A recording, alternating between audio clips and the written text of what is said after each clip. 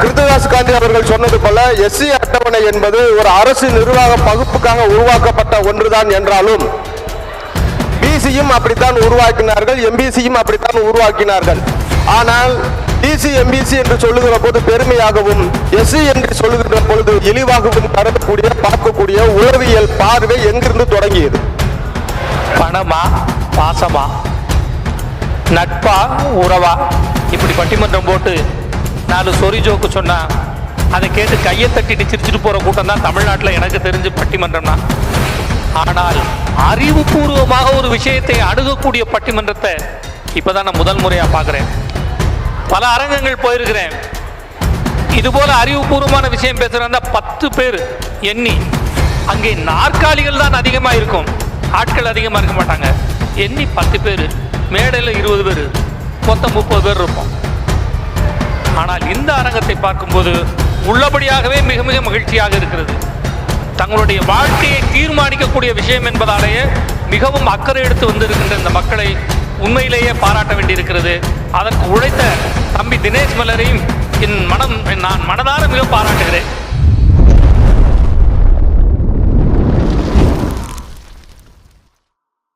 என்னுடைய செயலும் சிந்தனையிலும் இந்த சமூகத்துக்கு பயனுள்ளதாக இருக்குன்னு நினைக்கிறவங்க மட்டும் இந்த மூவேந்தர் மீடியாவை சப்ஸ்கிரைப் பண்ணிவிட்டு பெல் ஐக்கான் ஆல் கொடுத்து வந்து ஃபாலோ பண்ணிக்கோங்க.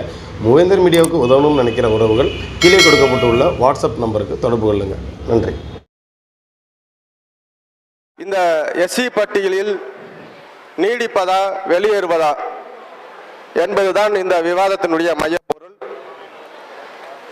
நீடிப்பதா வெளியேறுவதா என்பதற்குள் நாம் செல்வதற்கு முன்பாக இந்த எஸ்சி அட்டவணை எதற்காக உருவாக்கப்பட்டது, எப்போது உருவாக்கப்பட்டது, யாரால் உருவாக்கப்பட்டது, இதற்கான நாம் விடை காண வேண்டும். அதற்குள் தேவேந்திரகுல வேளாளர்களை சேர்த்ததனுடைய நோக்கம் என்ன? அதன் பிறகு இன்று வரை தேவேந்திரகுல வேளாளர்கள் இந்த எஸ்சி அட்டவணையில் தொடர்ந்ததன் மூலமாக, நீடித்ததன் மூலமாக என்ன வகையான அனுகூலங்களை, சலுகைகளை பெற்றிருக்கிறார்கள், வளர்ச்சியை அடைந்திருக்கிறார்கள். பிறகு ஏன் இதை விட்டு நாம் வெளியேற வேண்டும் என்பதற்கான கேள்விகளுக்குள்ள நாம் அலசி ஆராய்ந்து பார்த்தால்தான் நாம் தொடருவதா வெளியேறுவதா என்ற ஒரு முடிவுக்கு வர முடியும். ஐயா கிருத்திகாஸ் காந்தி அவர்கள் சொன்னது போல எஸ்சி அட்டவணை என்பது ஒரு அரசு நிர்வாக பகுப்புக்காக உருவாக்கப்பட்ட ஒன்றுதான் என்றாலும் பிசியும் அப்படித்தான் உருவாக்கினார்கள், எம்பிசியும் அப்படித்தான் உருவாக்கினார்கள். ஆனால் டிசி எம்பிசி என்று சொல்லுகிற போது பெருமையாகவும், எஸ்சி என்று சொல்லுகின்ற பொழுது இழிவாகவும் கருதக்கூடிய பார்க்கக்கூடிய உளவியல் பார்வை எங்கிருந்து தொடங்கியது? பிசியும் இடஒதுக்கீட்டை அனுபவிக்கிறார்கள், சலுகைகளை அனுபவிக்கிறார்கள்.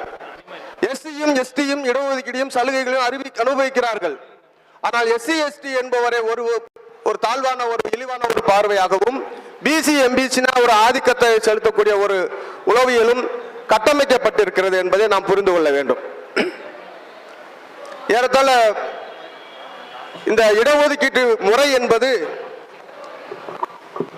19ஆம் நூற்றாண்டில் 1882 காலகட்டத்திலே வடக்கே ஜோதிராவ் பூலே அவர்களால் அந்த சிந்தனை விதைக்கப்பட்டு, பிறகு சாகு மகாராஜா அவர்கள் தன்னுடைய அரசு நிர்வாகத்தில் கோல்காப்பூரிலே பிற்படுத்தப்பட்டவர்களுக்கு 50 விழுக்காடு நடைமுறைப்படுத்தி, அதனுடைய நீட்சியாகத்தான் மதராசு மாகாணத்திலே நடைமுறைப்படுத்தப்பட்டது.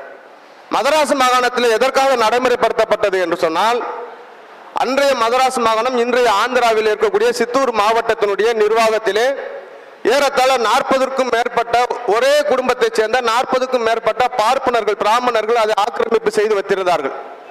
அப்பொழுது வெள்ளைக்காரருடைய ஆட்சி என்பதால் அவர்கள்தான் ஒரு குறிப்பிட்ட சாதியை சேர்ந்தவர்கள், ஒரு குறிப்பிட்ட குடும்பத்தை சேர்ந்தவர்கள் ஒரு மாவட்ட நிர்வாகத்தையே ஆக்கிரமித்து வைத்திருக்கிறார்கள் என்று கருதி, இப்படியே நீடித்தால் பிற மக்கள் இந்த அரசாங்கத்துக்கு எதிராக தொடர்ந்து விடுவார்கள் என்று கருதி, இந்த அரசு, இந்த நிர்வாகம் எல்லா மக்களாலும் நம்மளால் நடத்தப்படுகிறது என்கிற உணர்வை ஏற்படுத்த வேண்டும், எல்லாரையும் பங்கேற்க வைக்க வேண்டும் என்று பிரிட்டிஷ் ஆட்சி காலத்தில் தான் இந்த மதராஸ் மாகாணத்திலே முதலாக இடஒதுக்கீடு நடைமுறைப்படுத்தப்பட்டது. பார்ப்பனருடைய ஆதிக்கத்தை கட்டுப்படுத்தி பிற மக்களுடைய பங்கேற்பை உறுதி செய்வதற்காக ஏற்பாடு செய்யப்பட்டது. அந்த ஏற்பாட்டிலே அவர் முதலாக பொழுது ஆங்கிலோ இந்தியர்கள், சீக்கியர்கள், இந்திய ஆங்கிலேயர்கள், ஐரோப்பியர்கள் இப்படிதான் அவங்க பிரிச்சாங்க. அப்ப இந்த எஸ்சி, பிசி, எம்பிசி எல்லாம் எதுவுமே கிடையாது. அதன் பிறகு முகமதியர்களையும் கணக்கில் எடுத்து பிறகு முகமதியர்களுக்கு இடஒதுக்கீடு சேர்த்தாங்க. அதன் பிறகு இந்த இந்தியர்கள்ல வந்து டிப்ரெஸ்ட் கிளாஸ்னு ஒன்று உருவாக்குனாங்க. இப்படிதான் இடஒதுக்கீடு கொஞ்சம் கொஞ்சமா பரிணாமம் பெற்று வந்தது. 1927 35 வரைக்கும் இதுதான் பகுப்பு. 35 பிரிட்டிஷ் கவர்மெண்ட் இந்திய அரசு சட்டம், இந்திய ஆட்சி சட்டம் நடைமுறைப்படுத்தப்பட்ட பொழுதுதான் எஸ்சி என்கிற கேட்டகரி, டிப்ரெஸ்ட் கிளாஸை உடைச்சு எஸ்சி என்கிற கேட்டகரி கொண்டு வந்தாங்க. அந்த கேட்டகரி எதுக்குன்னா அந்த டிப்ரெஸ்ட் கிளாஸுக்குள்ளேயும் அந்த ஒடுக்கப்பட்டவர்களையும் ரொம்ப பின்தங்கியவர்களை எடுத்து யார் யாருக்கெல்லாம் தீண்டாமை இருக்கோ, யார் யாருக்கெல்லாம் காணாமை இருக்கோ, யார் யாருக்கெல்லாம் கோவில் நிலைவு மறுக்கப்பட்டிருக்கோ, யாரெல்லாம் மாட்டுக்கறி உண்பறாங்க, இப்படி ஒரு சில விதிமுறைகளை வைத்து இந்த எஸ்சி அட்டவணையை உருவாக்கினார்கள். இந்த விதிமுறைகளின்படி தேவேந்திரகுல வேளாளர்களை பொருத்தி பார்த்தோமானால் இவர்கள் எந்த சில இடங்களில் தீண்டாமை மட்டும் வேணுமானால் அவர்களுக்கு திணிக்கப்பட்டிருக்கலாமே தவிர பிற எந்த விதிமுறையும் இவர்களுக்கு பொருந்தாது. ஆனால் ஆங்கிலேயர்கள் அன்றைக்கு எஸ்சி அட்டவணையில் சேர்த்து விட்டார்கள்.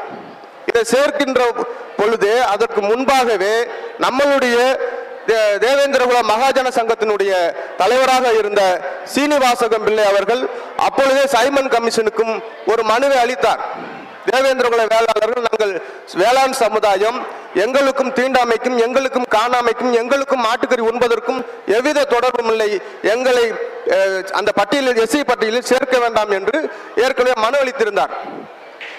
நம்மளை போன்று இன்று நாடார் என்று சொல்லக்கூடிய சாணார் சமூகம் அன்று இதேபோல் எங்களை எஸ்சி அட்டவணையில் சேர்க்க வேண்டாம் என்று கடுமையாக போராடி அந்த பட்டியலில் அவர்கள் சேர்க்காமல் தடுத்தார்கள். இப்பொழுது நாம் 2 ஒப்பீடுகளை பார்க்க வேண்டியது இருக்கிறது. 2 பேர், 2 சமுதாயம் அந்த எஸ்சியாவில் சேர்க்க வேண்டாம் என்று வருகிறது.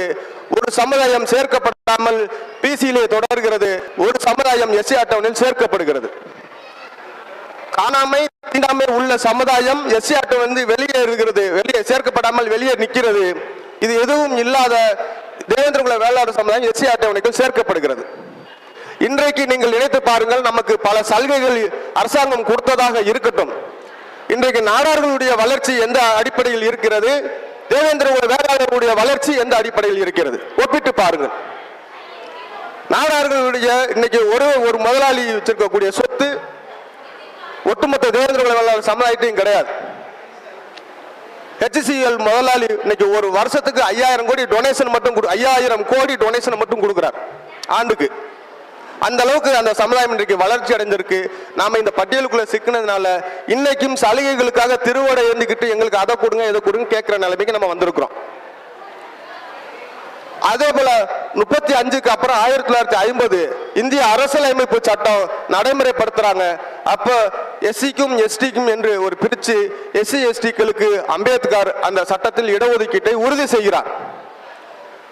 பிறகு பிற்படுத்தப்பட்ட மக்களுக்கு அவர்களுடைய மக்கள் தொகையை கணக்கீடு செய்து அவர்களுக்கும் இடஒதுக்கீடு வழங்கலாம் என்கிற ஒரு வாய்ப்பையும் ஏற்படுத்தி விட்டு செல்கிறார்.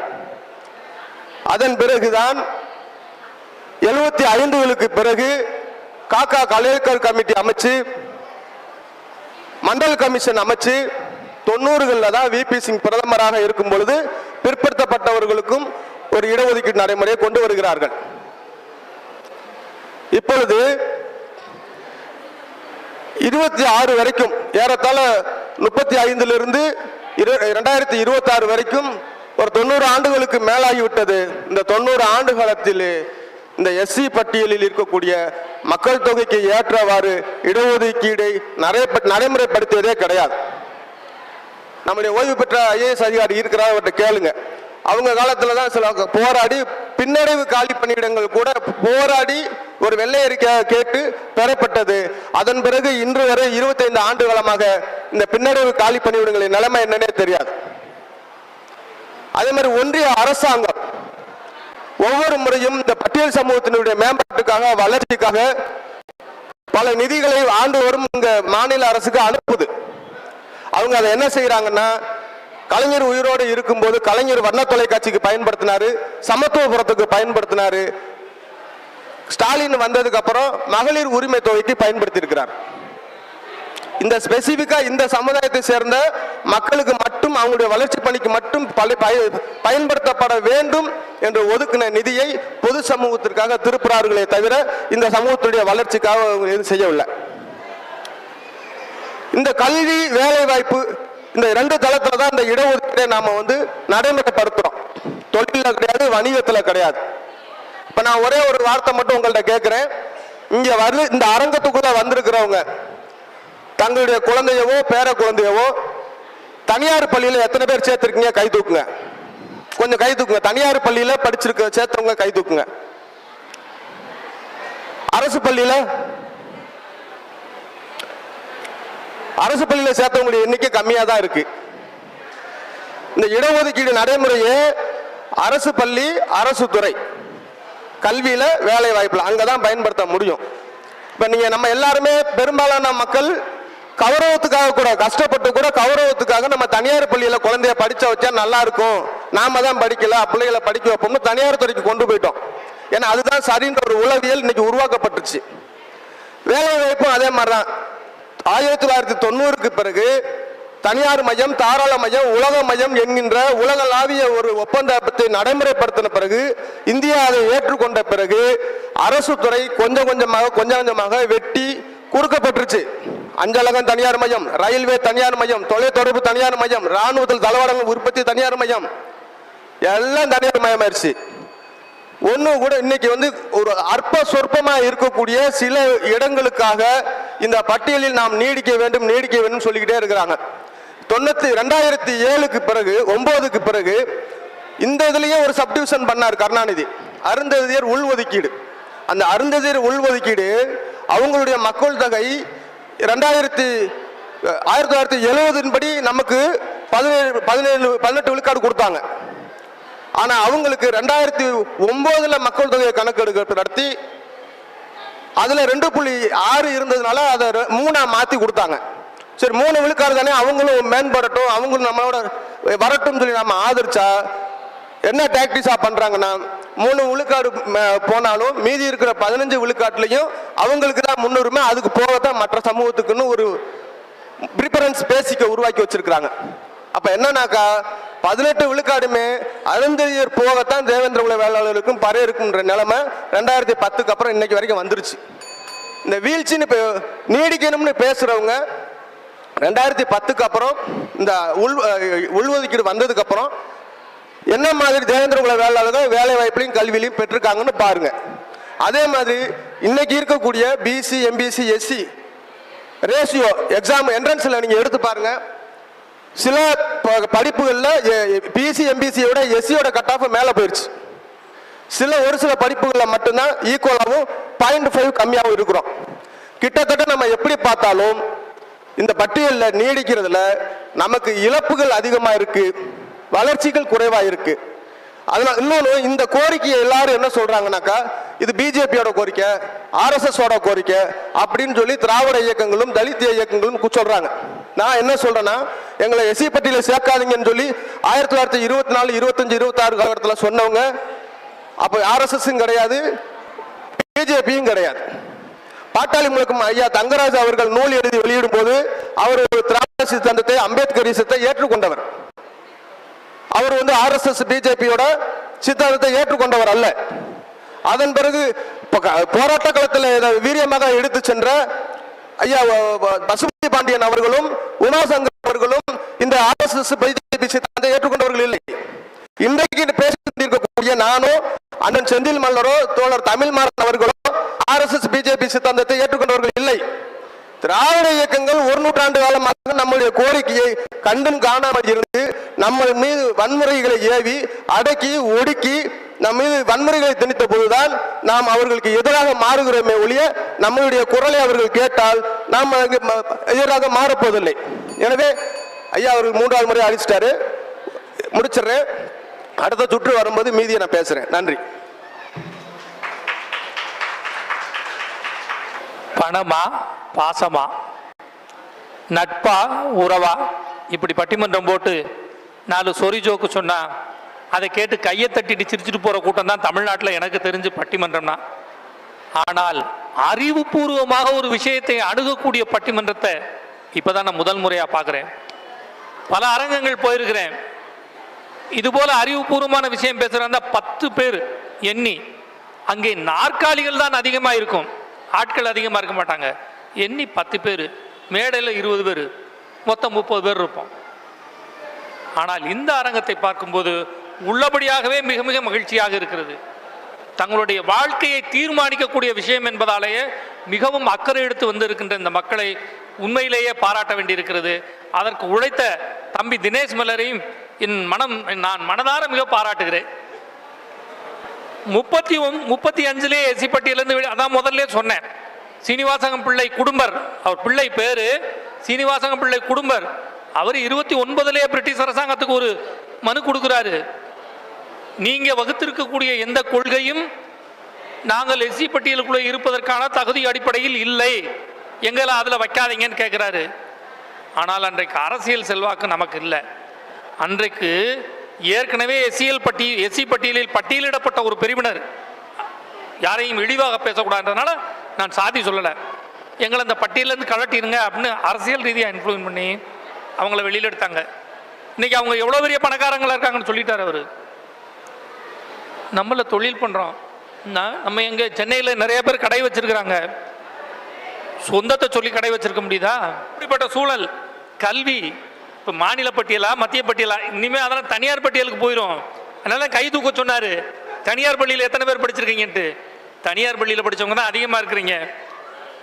ஆர்எஸ்எஸ் பிஜேபி இல்லாத காலத்தில் தானே பட்டியல் வெளியேற்ற கோரிக்கை வந்துச்சு, சொல்லியிருக்கிறாரு. நமக்கு ஆர்எஸ்எஸ் என்னன்னு தெரியாது, பிஜேபி என்னன்னு தெரியாது. 29 நம்ம பெட்டிஷன் கொடுக்கும்போது இருவேறு கருத்துக்கள் இருந்தாலும் அது இப்போது வலுப்பெற்றிருக்கிறது. நாம் இந்த பட்டியலில் இருக்கிறதுனால எதையெல்லாம் இழந்தோம், எப்படி நம்ம பொருளாதாரத்தை இழந்தோம் அப்படின்னு பட்டியல் போட்டிருக்கிறாரு. இப்போ அதையெல்லாம் மீட்டெடுக்க வேண்டாமா? மீட்டெடுக்க வேண்டிய பொறுப்பு இந்த தலைமுறைக்கு இருக்குல்ல. அப்போ இந்த தலைமுறையை வழி நடத்தக்கூடிய பொறுப்பு யாருக்கு இருக்குது? எங்களை மாதிரி மூத்த தலைமுறைக்கு இருக்குது. அதனால தான் இந்த பட்டிமன்றத்தை ஏற்பாடு பண்ணி இதிலே இருக்கலாமா அல்லது வெளியில் போகலாமா அப்படின்ற ஒரு விவாதத்தை இங்கே பண்ணிகிட்ருக்குறோம்.